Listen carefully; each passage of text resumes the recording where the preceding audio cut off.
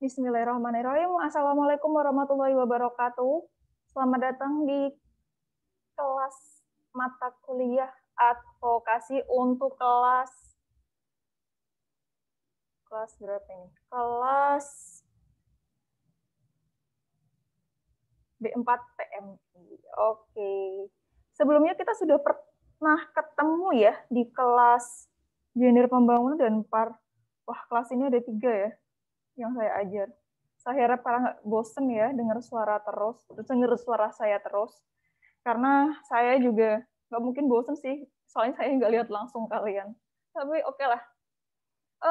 Sebelum saya mulai masuk ke materi dasar, saya akan memperkenalkan dulu kontrak kuliah.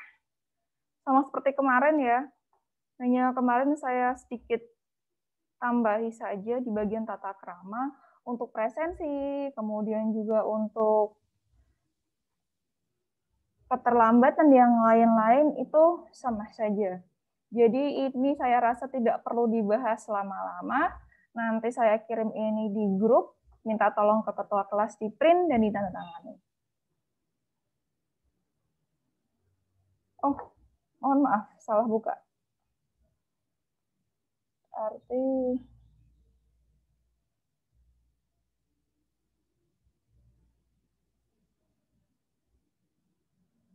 ternyata saya belum share ya. Oke, sebentar.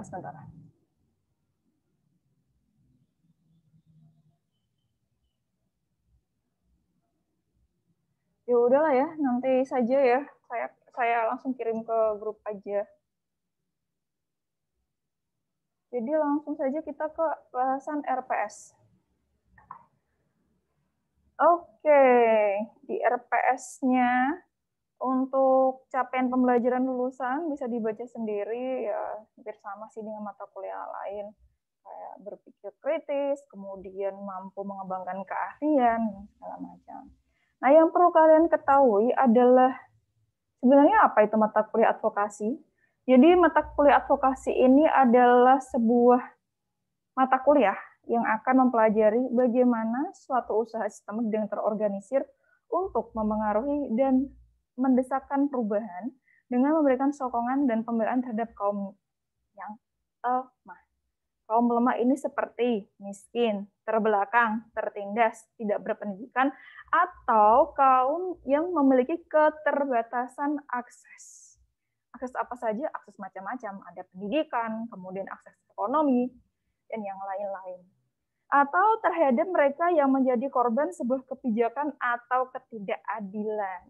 Jadi kan yang namanya kebijakan atau hukum itu seringkali ya ada ada pihak-pihak yang tidak bisa tidak semua pihak tuh bisa mendapatkan keuntungan atau manfaat dari kebijakan tersebut. Nah, bagaimana dengan mereka, nasib mereka yang dirugikan dengan kebijakan ini? Harus ada tindakan yang bernama advokasi untuk melindungi hak-hak mereka agar kerugian yang ditimbulkan oleh kebijakan tersebut tidak semakin besar. Sedangkan advokasi masyarakat merupakan serangkaian tindakan yang dilakukan oleh pengembang masyarakat atau lembaga masyarakat dalam bentuk konsultasi, negosiasi, mediasi, serta pendampingan masyarakat yang bertujuan untuk menyelesaikan sengketa atau permasalahan yang berdimensi kemasyarakatan.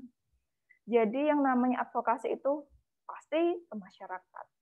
Advokasi itu tidak bisa ke tidak bisa ke elit. Jadi tujuan advokasi itu untuk masyarakat ya, bukan untuk yang kelas tinggi atau elit. Ya memang sih elit itu juga termasuk masyarakat, tapi perlu kalian pahami. Jadi advokasi itu diberikan kepada mereka ini yang lemah, miskin, terbelakang, dan tertindas. Nah, itulah kenapa bedanya. Kemudian ada beberapa materi pokok yang perlu kalian ketahui sebelum kuliah ini dimulai. Pertama, konsep dasar advokasi, kemudian teori dan sejarah perkembangan advokasi, proses advokasi, hingga evaluasi dan indikator advokasi. Kemudian ini juga ada pustaka atau referensinya, ada dari Ritu R. Sharma, pengantar advokasi, panduan latihan yang diterbitkan oleh Yayasan Obor, Kemudian dari Febio Nesta yang berjudul Advokasi Masyarakat, dan juga Rono Dirjo, Panduan Pelatihan Advokasi Berbasis Komunikasi Persuasif, Pendekatan Neurolinguistik, dan Programming. Saya juga ada buku lain, judulnya itu Pelatihan Manajemen Pelatihan Advokasi. Tapi bukunya semacam buku apa ya, itu teknis banget bukunya. Jadi itu memang benar-benar buku yang ditujukan untuk pelatihan advokasi. Kemudian yang lain nanti kita pakai Zoom meeting, Google Meet, video rekaman YouTube, dan segala macam ya. Oh iya, sebelumnya saya mohon maaf ya, untuk pertemuan di mata kuliah advokasi yang pertama ini, saya tidak bisa langsung bertatap muka dengan kalian, makanya saya bikin video ini. Tapi tidak akan berbeda, karena nanti kalau misalnya ada pertanyaan langsung ditanyakan di grup saja. Oke, saya harap kalian paham ya dengan ini. Jadi kalau sudah paham, selanjutnya saya mau langsung menuju ke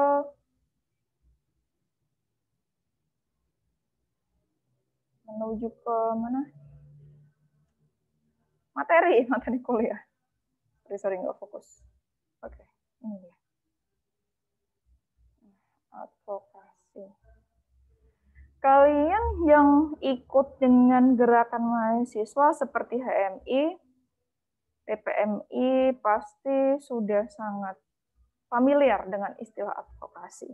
Kalian juga pasti kalau di LDK itu biasanya dapat materi advokasi ya. Itu sih yang saya tahu, bahwa ada beberapa organisasi pergerakan mahasiswa yang memang membekali anggotanya dengan pengetahuan advokasi ini.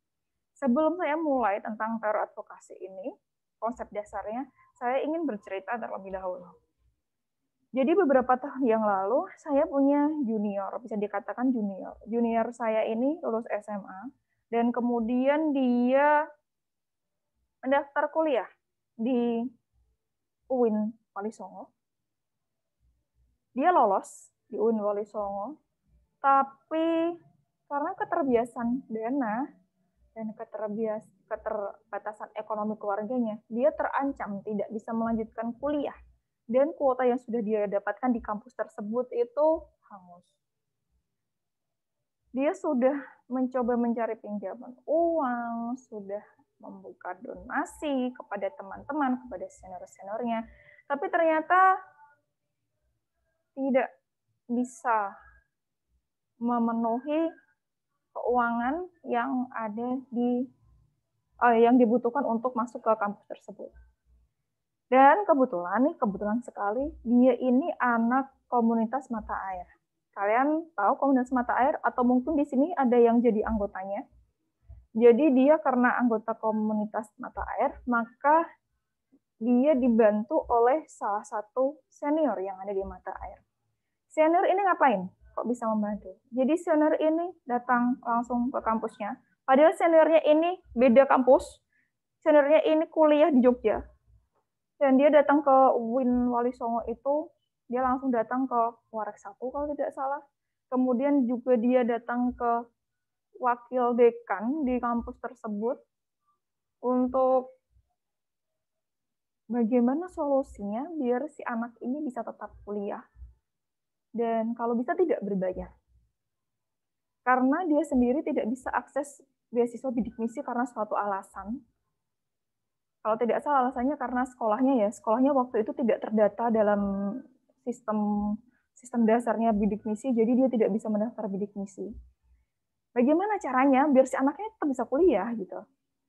Akhirnya dengan senior itu yang riwariwi ke sana kemari, nemuin orang ini, nemuin orang itu, dan meyakinkan bahwa si anak ini layak untuk kuliah. Akhirnya si anak ini bisa berkuliah di sana. Dan dengan syarat kalau tidak salah dia membantu semacam bank sampah di salah satu wilayah perumahan pejabat di UIN Wali Songo. Dan tidak hanya lulus kuliah, dia juga mendapatkan pekerjaan tersebut, dia juga bisa nyambi kerja sambil kuliah. Nah, yang dilakukan oleh senior di mata air ini bisa dibilang sebagai sebuah advokasi, yaitu bagaimana caranya untuk mengubah kebijakan yang sudah ada, bahwa si anak tadi itu seharusnya tidak bisa kuliah karena tidak punya uang, tapi akhirnya bisa kuliah. Itulah salah satu contoh advokasi. Oke, langsung saja kita masuk ke teori atau konsep dasar advokasi. Advokasi mungkin kalau kalian familiar, advokasi ini sering berhubungan dengan ini ya, sistem tata hukum Indonesia. Advokat adalah orang yang membantu memberikan bantuan hukum kepada orang-orang yang berperkara atau berkasus secara hukum. Nah, tapi kalau advokasi kebijakan publik itu agak beda ya. Nah, ini bisa dilihat dari asal kata advokasi ini. Jadi dalam bahasa di seluruh dunia, setahu saya ada 2 bahasa yang menggunakan kata advokat. Pertama Belanda, advokat. Saya kurang tahu ya gimana bacanya dalam bahasa Belanda, tapi kalau dalam bahasa Belanda, advokat ini artinya pengacara hukum atau pembela. Jadi memang artinya itu sangat terbatas. Tapi kalau di Inggris itu advocate ya, itu bukan advokat buah ya, advokat. Oke. Ini artinya menganjurkan, memajukan atau to promote, menyokong atau memelopori. Jadi meskipun beda katanya itu sedikit, tapi arti dari kata advokat di antara bahasa Belanda dan Inggris ini cukup ketara, sangat berbeda. Dalam bahasa Inggris, advokat ini memiliki makna yang lebih luas, lebih general, lebih bisa dipakai untuk berbagai macam hal. Sedangkan dalam bahasa Belanda, advokat terbatas hanya untuk pengacara hukum atau pembela. Lalu di mata kuliah ini kita lebih pakai yang mana ya Bu? Gitu kan? Nah, tentu saja yang kedua, yang advokat atau menganjurkan. Yang advokat dari bahasa Inggris. Karena kalau kalian pakai kata pertama nggak akan masuk ya. Karena kalian kan di sini kuliahnya nggak dicetak sebagai pengacara atau pembela dalam hal hukum. Oke, ini definisi advokat pertama dari Mutia Janiyat, yaitu usaha-usaha terorganisir untuk membawa perubahan secara sistematif dalam menyikapi suatu kebijakan, regulasi, atau pelaksanaannya. Kemudian menurut Institut Advokasi Washington DC, advokasi adalah upaya terorganisir maupun aksi yang menggunakan sarana-sarana demokrasi untuk menyusun melaksanakan undang-undang dan kebijakan yang bertujuan untuk menciptakan masyarakat adil dan merata. Sarana demokrasi itu apa sih? Sarana demokrasi itu contohnya saluran-saluran demokrasi, misal lembaga publik, media massa. Sarana demokrasi juga parlemen. Parlemen juga merupakan salah satu saluran demokrasi, juga lembaga pemerintahan. Itu beberapa contoh mengenai sarana demokrasi. Kemudian advokasi juga merupakan segenap aktivitas pengerahan sumber daya yang ada untuk membela, memajukan, bahkan merubah tatanan untuk mencapai tujuan yang lebih baik sesuai keadaan yang diharapkan. Advokasi dapat berubah upaya hukum formal atau yang biasa disebut litigasi maupun di luar jalur hukum formal atau non-litigasi. Kalau hukum formal tadi, hukum formal itu maksudnya tidak hanya ini ya, sekedar hukum yang ada di pengadilan gitu atau kejaksaan, tidak. Pokoknya hukum formal ini yang berhubungan dengan jalur yang berhubungan dengan regulasi. Sedangkan litigasi ini lebih tidak formal atau tidak resmi.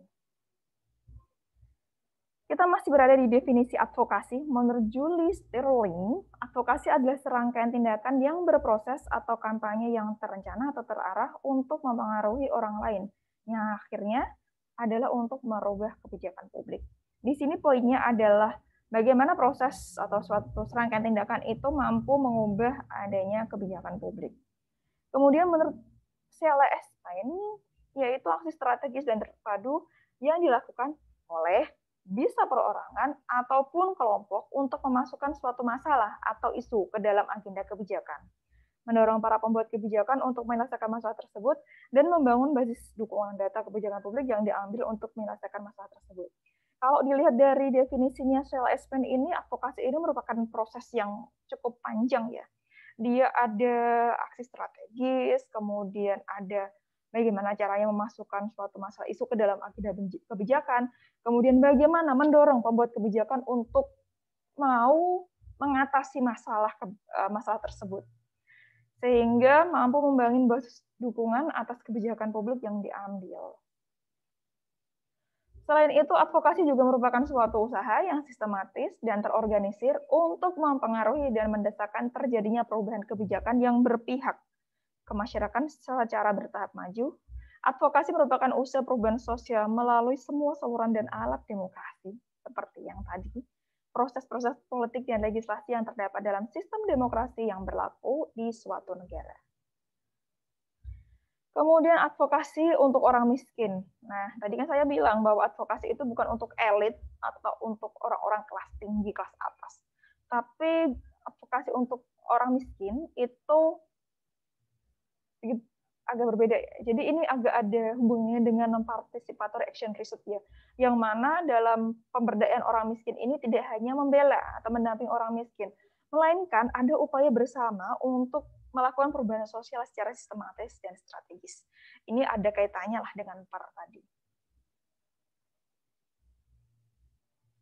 Kemudian unsur konsep dasar advokasi. Yang pertama, advokasi itu harus ditunjukkan untuk membela dan meringankan beban kelompok miskin dan pinggiran akibat salah urus negara. Tujuan yang seharusnya berorientasi pada perubahan sosial. Jadi advokasi itu muncul karena ada salah urus dari negara yang mengakibatkan adanya masyarakat yang memiliki keterbatasan akses, bisa itu masyarakat miskin, tidak berpendidikan, atau masyarakat pinggiran. Dan kemudian tujuannya adalah untuk menciptakan adanya perubahan sosial atau social transformation. Yang kedua, advokasi harus dapat dijadikan untuk membuka kemungkinan baru bagi masyarakat korban untuk menentukan orientasi, strategi, dan merefleksi perubahan berbasis pengetahuan dan pengalaman yang mereka miliki. Yang kedua ini maksudnya adalah masyarakat atau korban itu bisa mendapatkan kesempatan atau kemungkinan baru untuk menentukan arah, strategi, refleksi, dan perubahan berbasis pengetahuan dan pengalaman yang mereka miliki. Nah, ini juga masih masuk ke konsep dasar advokasi, bahwa advokasi juga merupakan langkah untuk merekomendasikan gagasan kepada orang lain atau menyampaikan suatu isu penting untuk dapat diperhatikan masyarakat, serta mengarahkan perhatian para pembuat kebijakan untuk mencari penyelesaian serta membangun dukungan terhadap permasalahan yang diperkenalkan dan mengusulkan bagaimana cara penyelesaian masalah tersebut. Jadi bisa saja advokasi ini adalah proses untuk merekomendasikan atau menyampaikan gagasan kepada orang lain atau kepada pihak yang berwenang untuk apa yang direkomendasikan adalah gagasan atau isu penting sehingga masyarakat itu bisa tercuri perhatiannya. Jadi perhatian masyarakat itu bisa tertarik dalam isu tersebut sehingga perhatian atau mencuri perhatian masyarakat ini bisa digunakan untuk mengarahkan kepada para pembuat kebijakan agar menyelesaikan masalah serta membangun dukungan terhadap permasalahan tersebut bahwa masalah ini perlu diselesaikan.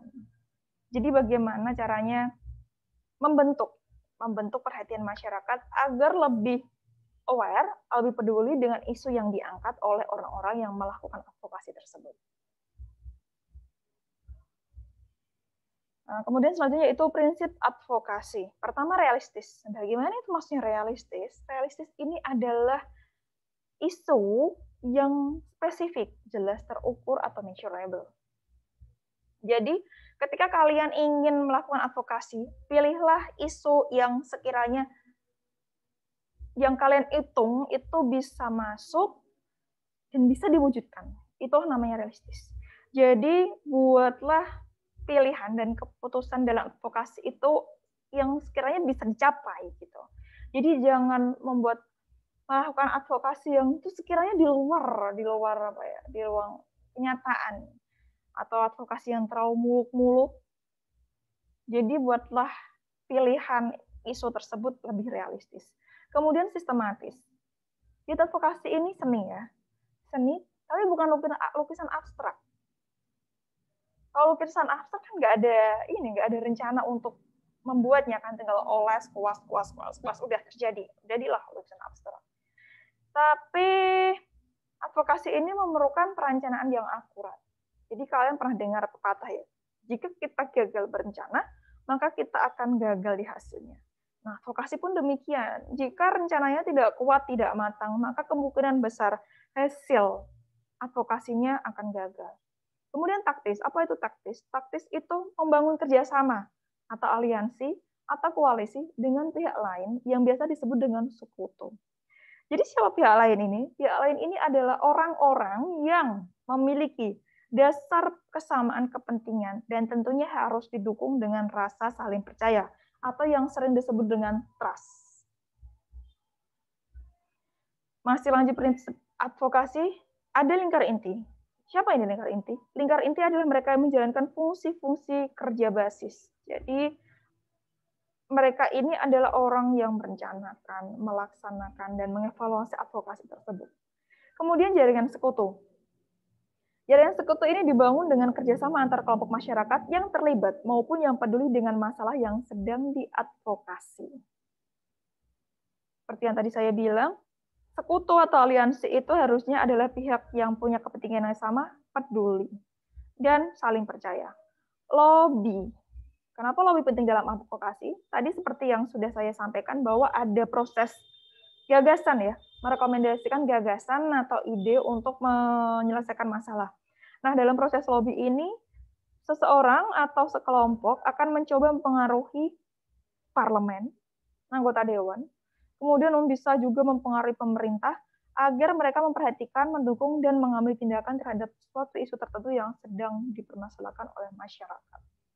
Contohnya ya, melobi ini, negosiasi dengan pemangku kepentingan ini misal ada masalah pemberdayaan pemuda di bidang olahraga. Jadi ada sekumpulan komunitas skateboard, tahu ya skateboard. Mereka ini sering main skateboard itu di trotoar, yang mana itu akan rusak trotoar. Tapi mereka tidak punya pilihan lain karena tidak ada arena untuk bermain skateboard. Kemudian ada suatu komunitas LSM atau apa yang mendampingi komunitas ini untuk bagaimana caranya, yuk kita lobby, kita negosiasi ke anggota dewan, gimana caranya agar komunitas ini bisa mendapatkan arena bermain untuk menyalurkan hobi mereka. Nah, kemudian mereka datang ke anggota dewan dengan data yang ada. Misal, oh ya ini saya tekankan, bahwa yang namanya advokasi itu harus disertai dengan data. Data yang kuat. Data yang bisa menguatkan isu kalian itu penting untuk diangkat dan diselesaikan. Data yang bisa membawa perhatian publik, memperhatikan isu kalian tersebut. Sehingga dukungan yang kalian dapatkan, isu yang perlu kalian kerjakan itu bisa mendapat banyak dukungan. Nah, selain itu juga ada yang namanya mempengaruhi opini publik. Bagaimana caranya? Dengan kampanye, pendapat umum, penggalangan dukungan, pembentukan basis, petisi, unjuk rasa, boikot, pengerahan massa, pelatihan pendidikan politik, media massa. Pembentukan opini publik perlu dilakukan secara kreatif, sistematis, efektif, inovatif, dan menarik. Salah satu pembentukan opini publik yang saat ini sangat ramai itu lewat change.id ya, kalian pasti tahu. Itu adalah platform untuk membuat petisi online. Di mana platform ini ya meskipun mungkin untuk bisa mempengaruhi agenda kebijakan publik di tingkat pemangku kepentingan itu mungkin kalau menurut saya sih tidak terlalu besar. Tapi change.id dengan petisi online-nya ini mampu untuk membentuk opini publik. Jadi orang tinggal share petisinya itu orang bisa jadi baca. Ternyata ada isu ini ya. Loh, ternyata ada ya. Wah, kok ini tidak adil ini isunya. Wah, ini perlu diselesaikan. Wah, ini pemerintah perlu turun tangan segala macam.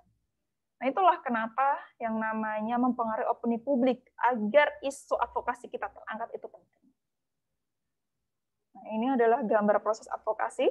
Yang pertama kita mulai isu strategis. Tentunya isu itu harus dipilih dengan realistis dan terukur agar nanti bisa dicapai hasil yang optimal. Kemudian membangun opini dan fakta. Pertama kalian punya fakta, data-data itu kalian mengumpulkan fakta dan opini. Ini membangun opininya itu untuk opini diri kalian sendiri dulu ya. Jadi kalau semisal opini dalam diri kalian sendiri ini belum terbentuk, bagaimana kalian akan menyampaikan opini itu kepada pemangku kepentingan atau pada masyarakat. Kemudian kalian juga perlu memahami sistem kebijakan publik. Jadi misal bagaimana sistem kebijakan publik itu dibentuk. Apakah itu peraturan yang dibuat oleh DPR, atau itu adalah peraturan presiden, atau itu adalah permen atau peraturan menteri, atau yang lain, atau bisa saja itu adalah kebijakan yang dilakukan di tingkat desa. Nah, kalian harus memahami sistem kebijakan publik tersebut. Bagaimana proses pembentukannya, bagaimana cara pengaduannya, dan yang lain. Kemudian setelah kalian memahami itu, kalian bisa membangun koalisi atau bekerja sama dengan pihak lain. Pihak lain ini bisa saja adalah orang-orang yang terkena dampak dari kebijakan tersebut. Kemudian merancang sasaran dan taktik. Bagaimana cara yang tepat untuk bisa mempengaruhi pembuat kebijakan agar mau membuat atau mengubah kebijakan tersebut. Baru setelah itu kalian datang ke pemangku kepentingan untuk mempengaruhi pembuat kebijakan. Tadi bisa dengan cara lobby. Tentunya dengan lobby, jangan lupa bahwa data yang sudah kalian kumpulkan ketika pembangun opini dan fakta. Karena ketika kalian tidak punya data, tidak punya fakta, tentu saja kalian akan dipandang sebelah mata karena dianggap hanya agenda asal-asalan yang tidak ada datanya, tidak ada based on datanya. Nah, setelah itu memantau dan menilai gerakan. Jadi setelah kalian melakukan itu tadi, negosiasi, lobby, pendampingan, segala macam, itulah saatnya kalian memantau dan menilai hasil dari gerakan yang telah kalian lakukan. Selanjutnya, skema advokasi. Skema advokasi yang pertama itu proses-proses legislasi dan jurisdiksi. Ini berhubungan dengan hukum. Jadi kalian perlu memahami naskah hukum. Naskah hukum itu maksudnya kayak perda, UU itu juga termasuk naskah hukum ya. Jadi perlu dipelajari terlebih dahulu legal draftingnya, judicial review-nya, class action, dan yang lain. Kemudian setelah itu ada proses-proses politik dan birokrasi. Ini fungsinya untuk mempengaruhi pembuat dan pelaksana peraturan. Caranya bagaimana? Dengan lobby, negosiasi, mediasi, atau bahkan kolaborasi. Kemudian, yang ketiga adalah proses-proses sosialisasi dan mobilisasi. Tujuannya adalah untuk membentuk pendapat umum dan tekanan politik. Contohnya dengan kampanye, siaran, kemudian unjuk rasa, organisasi basis, pendidikan politik, petisi, dan yang lain-lain. Jadi ini adalah skemanya, setiap skema itu punya cara tersendiri ya. Misal proses politik dan birokrasi lewat lobby, proses sosialisasi, mobilisasi itu lewat kampanye, petisi, dan yang lain-lain.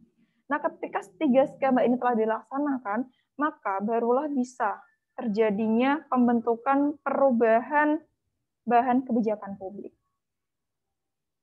Begitu. Saya rasa cukup ya, sudah habis materi konsep dasar dari advokasi. Kalian bisa lebih mencari konsep yang lain, silahkan eksplor sendiri. Dan sebelumnya, kita akan couple discuss terlebih dahulu. Oke? Couple discuss-nya sama seperti yang kemarin. Dan topik yang saya angkat ini adalah,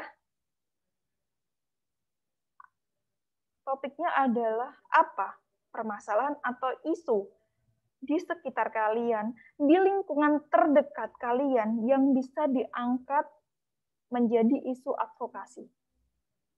Apa isu tersebut dan kenapa isu tersebut layak untuk mendapatkan advokasi dari kalian. Silakan didiskusikan dengan couple-nya, dengan pasangannya. Jadi nanti langsung saja diketik hasil diskusinya di grup WhatsApp ya.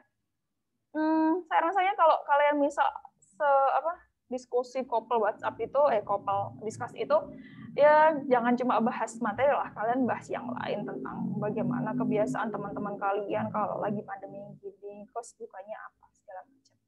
Oke, saya rasa cukup. Terima kasih. Ayo kita diskusi di grup.